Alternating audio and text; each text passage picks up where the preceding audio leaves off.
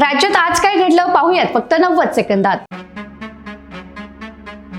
आज घडीला दिल्लीत पंतप्रधान म्हणून शोभणारे फक्त देवेंद्र फडणवीसच, शरद पवारांचे जवळचे नेते रामराजे नाईक निंबाळकर यांचं वक्तव्य।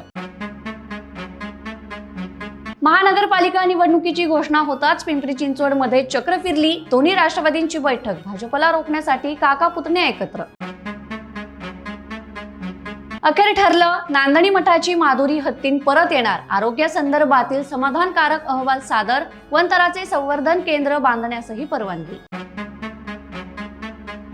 निवडणुकीचं बिगुल वाजताच भाजपा काँग्रेस शरद पवार गटाचे 15 मोहरे फुटले। माजी महापौर नगरसेवकांसह रात्रीच अजितदादांना भेटले, सांगलीत घडामोडींना वेग। शिवसेनेनं भाजपाचा नगरसेवक पळवला, भाजपा नेते नरेंद्र पवार संतापले, म्हणाले शिवसेनेकडून पाठीत खंजीर खुपसण्याचं काम केले जाणार असेल तर आम्हालाही भूमिका बदलावी लागेल।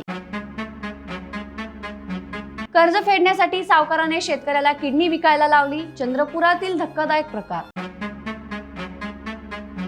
पुण्यातील उड्डाणपुलांच्या रचनेवरून अजित पवारांचा संताप, इंजिनियर्सवर तीव्र नाराजी। टीका घोटाळा प्रकरणी क्रीडा मंत्री माणिकराव कोकाटेंना 2 वर्ष कारावास आणि 10,000 रुपयांच्या दंडाची शिक्षा, नाशिक जिल्हा कोर्टाचा निकाल। देशात ताज्या घडामोडींसाठी बखर लाईव्हला सबस्क्राईब जरूर करा।